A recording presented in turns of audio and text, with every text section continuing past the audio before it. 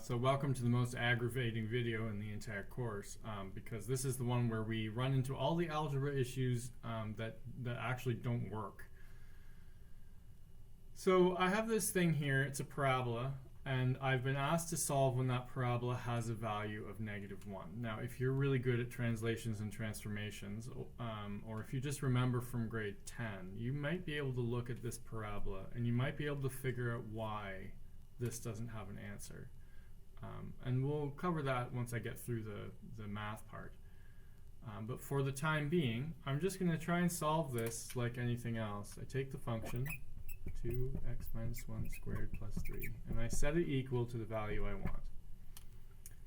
To kick this over, like always, -1 subtract 3 would be -4. Divide both sides by 2. -4 divided by 2 is -2. And then I have to summon the antifunction for squaring, so that would be plus or minus the square root of -2. Okay, now square root of 2 isn't a clean number. It's 1.4 or something. But that's not the problem. It's not that it gives me a decimal that I don't like. It's that you can't actually square root a negative. So this is forbidden.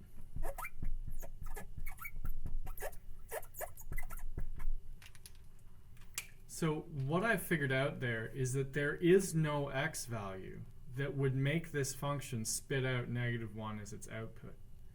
Now you need to be very careful when you're doing algebra, because this will happen to you sometimes. And there is a habit of getting a negative in a square root and then just waving it off and saying, oh, I must have made a negative error. I'll just square 2 instead and carry on with that answer. But you'll be wrong, because I've asked the algebra for an answer and the algebra has said to me it's not possible. And that's the truth. This function never returns that value. And to sort of show you that, if I were to do a quick sketch of this thing, this is a parabola that has been shifted to the right 1 and up 3. So it looks like this, approximately. I mean, I'd need to transform it, but that doesn't really matter. What I asked for is, when does this function cross -1? When is it down here? Well, it's never down here, right? It doesn't go that far. So if you asked for this value and then just said, well, whatever, I'll make that 2, and then carried on, you would return answers when no answer is allowed. So don't do that. When you get something like this, a square root of a negative, go back and check, because it is possible you made a negative error. But you need to make sure that it's an error and not the algebra trying to tell you that the thing you're trying to do doesn't have an answer. So there's 3 other circumstances where this will happen to you. So I'm going to do one example of each, and then it'll be off to practice problems. Okay, so this one's a rational expression. Looks harmless enough. So we'll carry on. 2 over x plus 3 plus 4. I want to know when this function is worth 4. So I'm going to kick this 4 over. 4 subtract 4 would be 0. And I could try and use the rational operator, raising it to the -1, or I could just do some cross multiplication. So I think I'm going to do that. I'm going to do 2 equals 0 multiplied by whatever's down here. Okay, and you're going to be very careful with this. 0 times x is nothing. 0 times 3 is also nothing. And 0 plus 0 gives you 0. And so I end up with this little sentence sitting on my board. 2 equals nothing, which is false.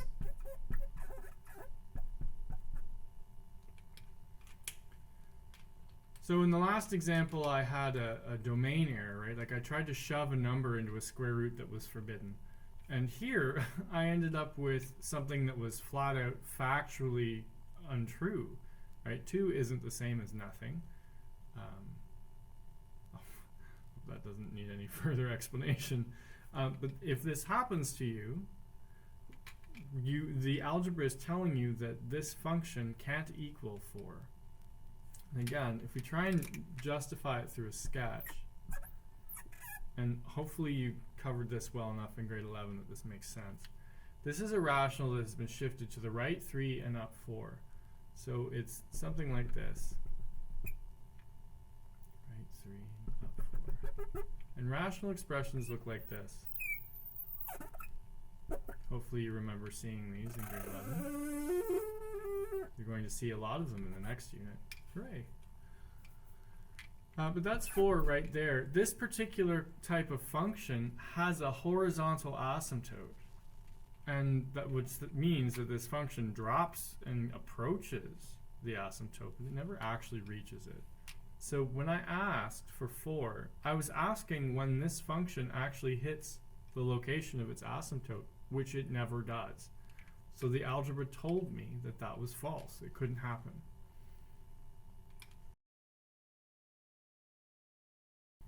So here we have an exponential base e. So I'm going to take this function, 5e to the 4x minus 1 plus 2, and I'm going to solve for where this thing is worth 1. Now, if you've seen exponentials, or if you can conjure them up in your brain, the exponentials grow really quickly on this side, but then they have a tail on that side with a horizontal asymptote. So I would wager that if this function has an asymptote at 2, and I ask for anything under that asymptote, then I shouldn't be able to get an answer. So if you can train your brain to think about these functions as pictures, and then before you start any algebra, look at the value you're trying to solve for, and decide if that's going to be within the range of that function. And if it's not, then you should expect your algebra to fail. So I'm just going to carry through this one so you can see where the actual problem shows up. I have to move the 2 over. 1 subtract 2 would be negative 1. Divide both sides by 5. That would be negative 1/5. The antifunction for an exponential base e is a logarithm base e, which we shorten to ln for the natural logarithm.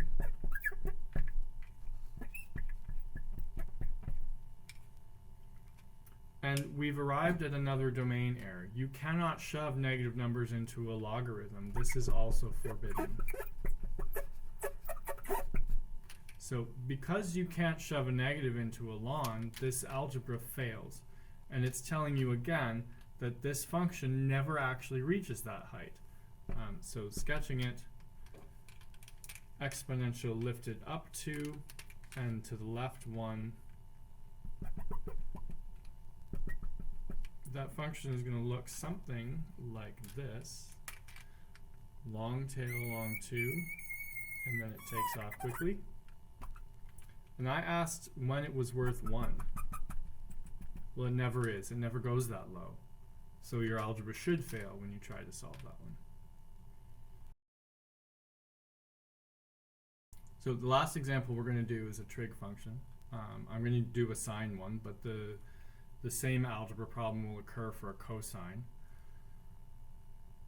If you can see this one in your head, this sine function has a midline at negative 2.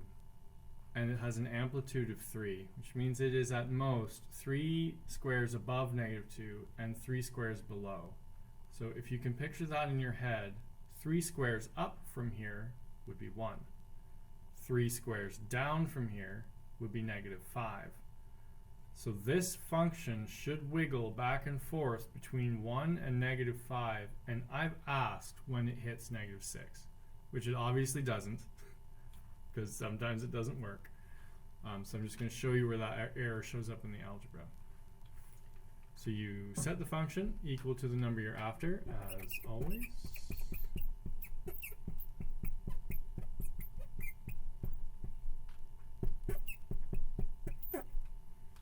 Okay, kick this 2 over.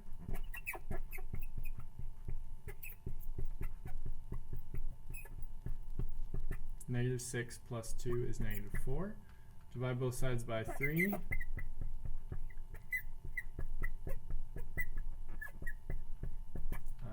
4 divided by 3 would be -4/3, so I don't have to write the decimals.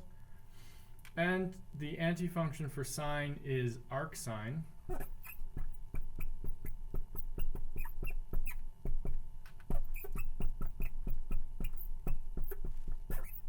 And this is also forbidden.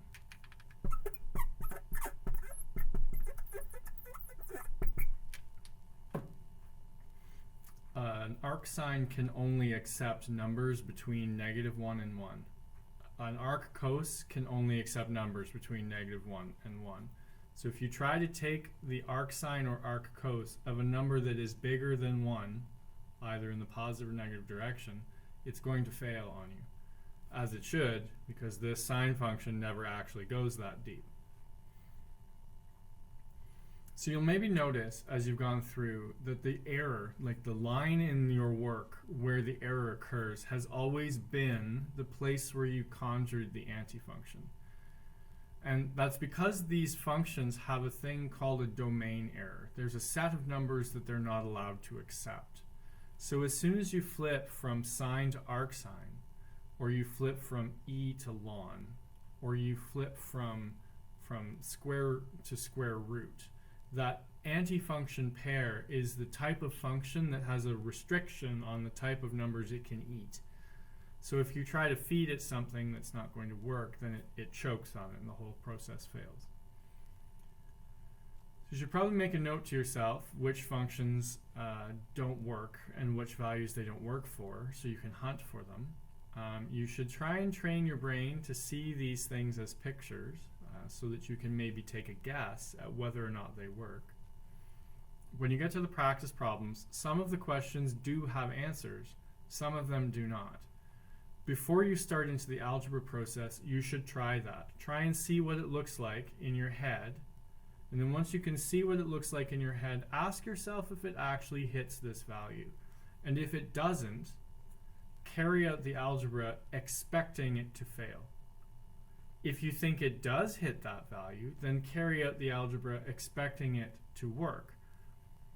If there's a mismatch between what you expected and what happened, then you'll have to go through and either revise your picture or maybe hunt for the negative error or what have you that was made in the algebra.